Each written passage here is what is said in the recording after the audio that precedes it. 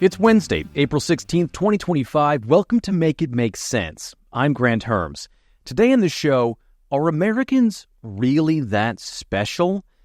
And what I mean by that isn't that are we the greatest country on earth question, but does being an American citizen actually mean anything anymore? Because given the last couple of days and what we've heard from the president and the White House, maybe not.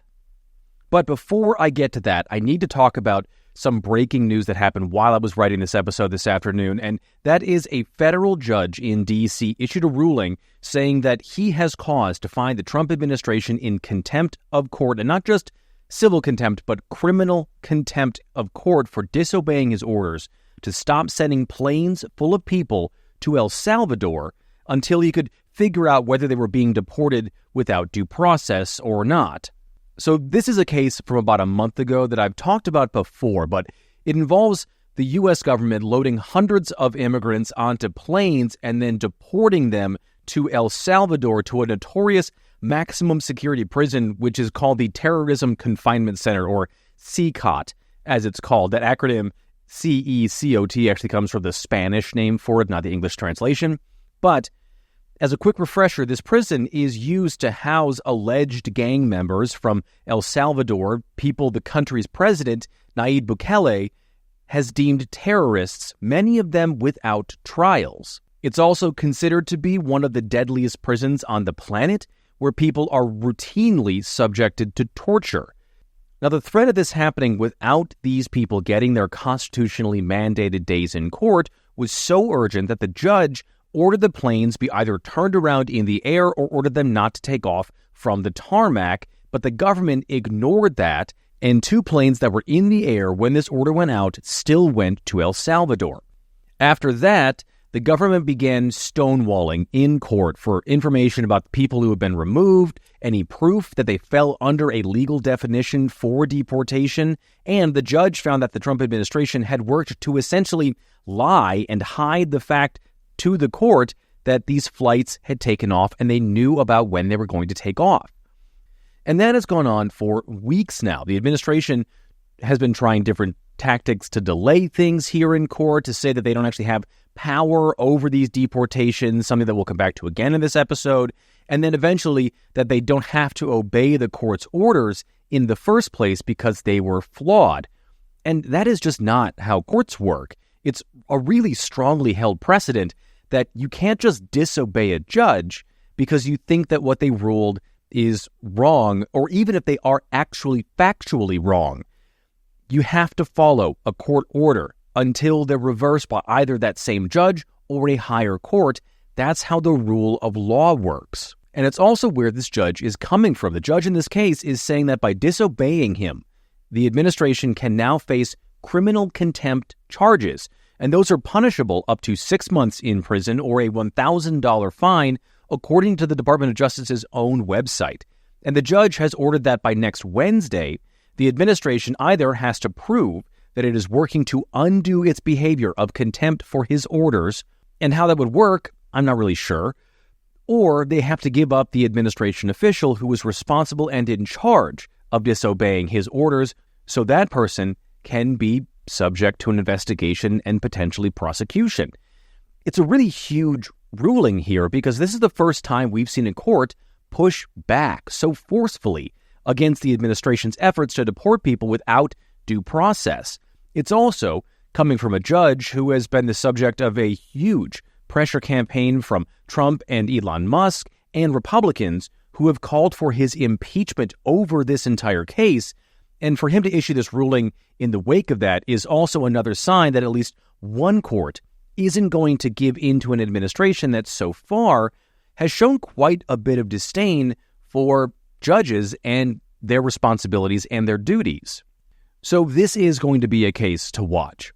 Now, the other big one, and the one that I was going to start with this week before that broke, was the legal fight over Kilmar Abrego-Garcia. I talked about him in Friday's episode last week, but I'm going to do a quick run through again because context matters, and we're getting some new information here too. Abrego-Garcia is the man who was sent to CCOT after what the Department of Justice and Homeland Security and the Solicitor General of the U.S., who argues for the government in front of the Supreme Court, all said was an administrative error or he was deported by mistake. Abrego-Garcia was an undocumented immigrant who came to the U.S. in 2011. He met a woman who would later be his wife in 2018 and lived without any incidents until 2019 when he was arrested while looking for work outside of a Home Depot in Maryland where he lived. Now, in that case, an informant told law enforcement that Abrego-Garcia was a member of the El Salvadorian drug cartel and violent gang MS-13. That informant lived in New York, where Abrego-Garcia had never been, and the two had never met. Now, Abrego-Garcia's lawyers have long maintained and continued to say that that informant was lying, but the judge in that case found that the informant was trustworthy and Abrego-Garcia was denied bond. That is not the same thing as him being found to be a member of MS-13. Here's how the immigration expert for the libertarian think tank, the Cato Institute, David Beer, described this to Al Jazeera. The immigration judge is only taking at face value any evidence that the government provides. It is not assessing its underlying validity at that stage. So that's what happens at a bond hearing. I've been to a lot of them in person through just the course of reporting. I've never actually had to post bond for anything. But a judge is presented with evidence from the government about why this person should be kept in jail or requires a certain amount of bond, which is essentially money you pay to the court as a promise that you'll show up to court the next time when you have another hearing, or you risk not getting that money back. In order to get a bond in the first place or to have a lowered bond, the defense needs to prove that they're not a flight risk from wherever they're being charged with a crime or wherever they were arrested, and then they have to go back in front of a judge, or that they aren't a danger to their community. And Abrego-Garcia's lawyers in that instance didn't prove those things to the judge, but that is not the same as him being found to have been a member of MS-13. They just weren't as convincing to that judge at that point in time, but the judge didn't make a decision about whether he was a gang member or not. Now, after that, another judge upheld that same ruling, but the case was dropped, and he was granted protected status from being deported back to El Salvador by a U.S. judge because Abrego-Garcia feared for his own safety should he return. Other than that, there is no criminal record for Abrego-Garcia. Now, the Trump administration maintains because he was found to be a member of MS-13, which again, he technically wasn't, that undid his protective order. Now, that can't be undone unless a judge does so through due process, through the court system, because that's how the U.S. asylum and immigration laws are written and how the Eighth Amendment against cruel and unusual punishment is written. Both are laws that the executive branch has to follow. And this went all the way to the Supreme Court, where a unanimous 9-0 decision from the justices said the U.S. has to facilitate Abrego-Garcia's return. Now, this is getting into some kind of weedy legal speak stuff here, but it does matter, and I'm going to try to keep this pretty brief and pretty surface level. The justices, while saying the U.S. had to facilitate his return, also said the original order from the federal court, saying the government had to facilitate and effectuate his return, was confusing, and that the court should have, in writing, done a better job of explaining exactly what it meant, and that the administration is still allowed to deport people to El Salvador so long as those people get due process. Now, the original judge in that case did explain her definitions of facilitate and effectuate to the government lawyers in court to their faces, but they're essentially playing dumb here and saying that they don't have any power to get Abrego-Garcia back because he's in El Salvador's hands, so they can't facilitate or effectuate. And all of that gets us to Monday's meeting in the Oval Office, which is the new stuff here. That was with El Salvador's president, Nayib Bukele, where Bukele was asked point blank if he would return Abrego-Garcia. How can I smuggle a terrorist into the United States? I don't have the power to return him to the United States. So you can release him inside El Salvador? Yeah, but I'm not releasing, we're not very fond of releasing terrorists into our country. We just turned the murder capital of the world into the safest country of the Western Hemisphere, and you want us to go back into the releasing criminals so we can go back to being the murder capital of the world? No, that's not going to happen. They'd love to have a criminal, released into our there's a fascination. They would love it. Yeah. So, first of all, no one is asking him to be smuggled into the U.S. That was something that Bukele made up there. What they're asking is that he be released from prison and allowed to get on a plane to the U.S. where he'll be detained, and the U.S. would put him through the proper immigration channels, and if the courts find that he should be sent back to El Salvador, then that's what happens. But the White House is sticking to its guns. Here's Press Secretary Caroline Leavitt in yesterday's White House press briefing.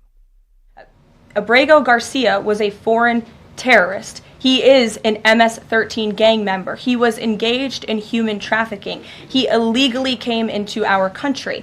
And so deporting him back to El Salvador was always going to be the end result. There is never going to be a world in which this is an individual who's going to live a peaceful life in Maryland because he is a foreign terrorist and a MS-13 gang member. Not only have we confirmed that, President Bukele yesterday in the Oval Office confirmed that as well.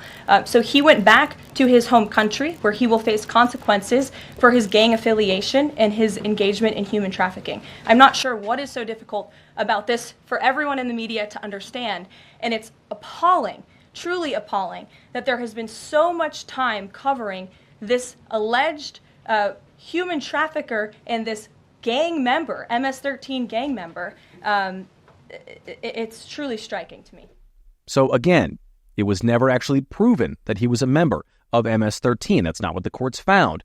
The president of El Salvador describes himself as the world's coolest dictator and a king online, meaning his personal determinations of whether someone like Abrego-Garcia is a terrorist is the law, which isn't the basics of how the rule of law works here in the United States, nor the idea of the rule of law in general works.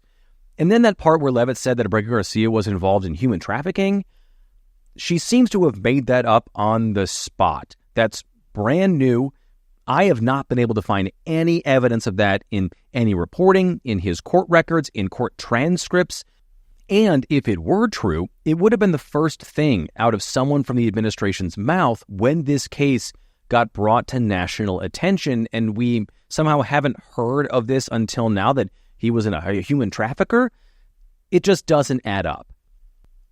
And because it doesn't add up, this idea that he's a gang member isn't exactly sticking. So the administration and Trump supporters have now moved the goalposts, saying that actually because Abrego-Garcia is a citizen of El Salvador, the U.S. doesn't have power to get him back, even though the only reason he's specifically in CICOT is because the U.S. has a multi-million-dollar deal with Bukele to take these deportees. But here's how former White House Press Secretary Kayleigh McEnany put it on Fox News. You know, Abrego his attorneys say he's not a gang member. That was based on what an informant said, and he says that that's not the case. However, whatever the truth is of that matter, the truth that we know is he's an illegal immigrant. He's a citizen of El Salvador. He's in an El Salvadorian prison.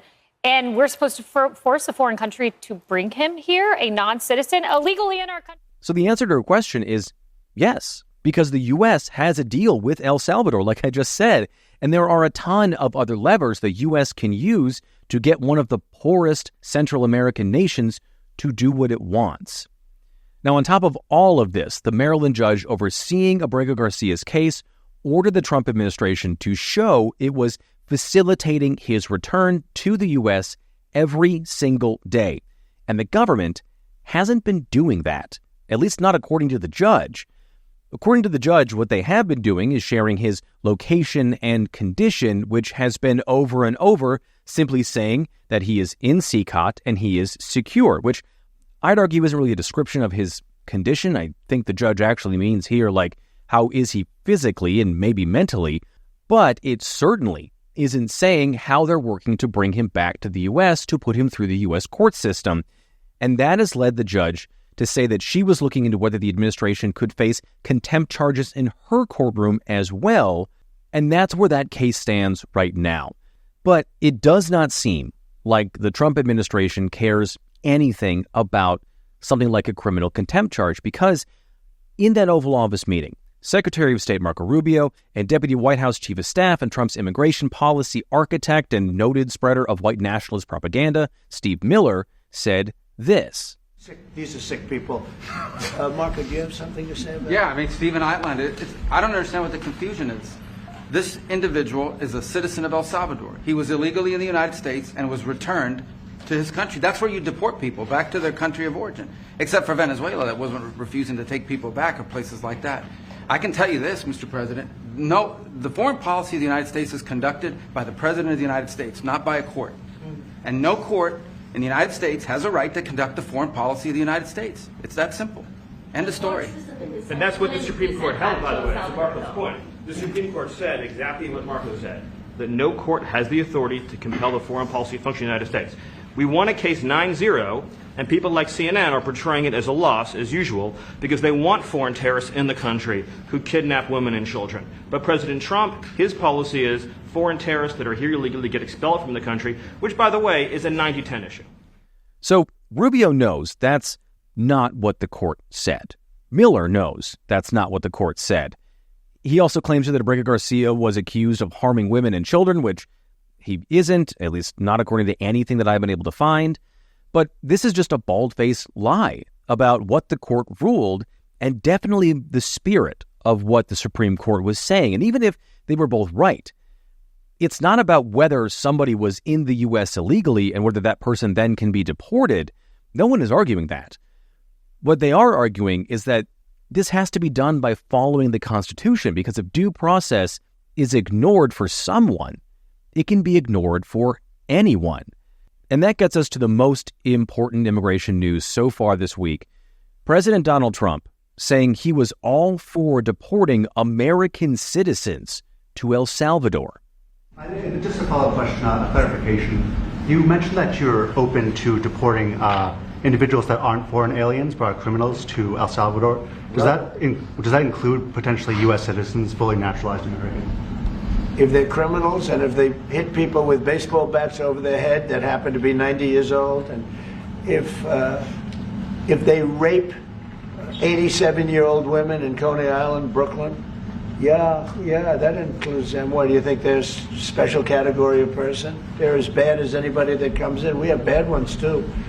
And I'm all for it, because we can do things with the president for less money and have great security. And we have a huge prison population. We have a huge number of prisons, and then we have the private prisons, and some are operated well, I guess, and some aren't. But he does a great job with that. We have others that we're negotiating with too.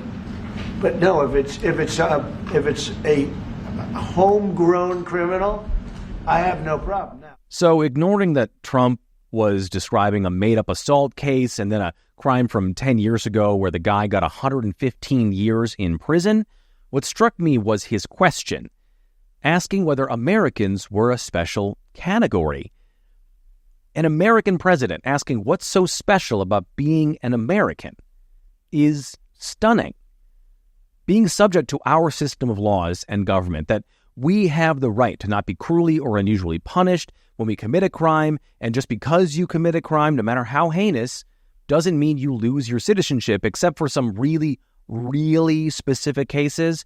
But mostly, it's that if this is how this is going to work, if deporting people who are arbitrarily deemed as criminals or terrorists or the worst of the worst by the White House, without a court of law also finding that too, it means that anyone could be deported for any reason. Just like with the illegal immigration cases, no one is saying they want people who commit crimes out on the streets. What they are saying is upholding the law is about protecting innocent people from being wrongfully punished by the law. But Trump is hell-bent on this idea of deporting Americans. He's brought it up before. He brought it up during the campaign. He said it a number of times in various interviews in the last 80-some days. And he was even caught on a hot mic on Monday talking to Bukele before they sat down in the Oval Office. I feel supportive. I want him to do, homegrown criminals next. Yeah. I said, homegrowns are next. The homegrowns built. You got to build about 5 more places. Yeah, that's fair. All right. Okay, so I know some of that was kind of hard to understand because it was a little bit garbled, but what was happening here is that Trump was talking to Bukele privately before they sat down, seemed to notice that there was a microphone over him before he turned to his staff, and what he said was the homegrown ones are next, and then said you'll need to build 5 more prisons, because he realized he was close to a microphone and turned to the press and his staff who were standing there. And then today, CNN confirmed the White House is looking into legal justifications to deport U.S. citizens because Trump sees it as a winning issue. Now, the White House wants to deport 1 million people this year, which is a massive number, and well below the pace they would need to get to the 25 million that Trump talked about and promised during the campaign. And it would likely mean in all of this deporting Americans, and they do have some plans to do that. A new agreement with Bukele was supposed to be talked about between Trump and him on Monday. Eric Prince, who is the CEO of the mercenary company Blackwater, has suggested his group lead the arrests of suspected undocumented immigrants and bring them either to El Salvador or to private prisons or camps in the U.S., which would essentially give the U.S. government some cover when it came to how these arrests were made. Now, the Trump administration is also ordering the U.S. military to operate along the southern borders in California, Arizona, and New Mexico on a 60-foot wide strip of land in those states known as the Roosevelt Reservation, seeming to want to draw a court challenge from the Democratic governors of those 3 states so that the administration can get its fight about whether the U.S. Army can conduct operations on U.S. soil, which it is not constitutionally allowed to do. And they want to do this because during the campaign, Trump and his team frequently talked about setting up large immigrant concentration camps along the southern border by using the military to staff them, and a fight like this would be the first step to get there. And I know those things sound bleak or outlandish, and I don't want to leave you with all of that here, because as these cases and as these ideas have been playing out in the last week or so, people have come to realize that maybe this exact thing isn't what they signed up for. There have been more and more stories from U.S. citizens who have been targeted by immigration and customs, including recently a U.S.-born lawyer in Massachusetts who was sent a letter that the government said may have been sent in error, telling her to deport herself. Now, this woman is an immigration lawyer. And then there was a naturalized citizen in New Hampshire who was arrested, detained for hours, and was a Trump voter. And stories like those have hit home for a lot of people. And then we just got some new polling out from the group Data for Progress, which is a left-leaning outlet, but it is a trustworthy polling company. They found that while Trump's promise to deport undocumented immigrants or immigrants in general who commit crimes still has high support among most people, when you ask if the government should be allowed to deport people without evidence, 57% say no, although 65% of Republicans say yes to that. But broadly speaking, a majority of people don't want that. And then when you ask more nuanced questions, like should legal immigrants, which include Abrego-Garcia under his protective order, be told what they're being charged with when they're arrested? Should they have a fair trial?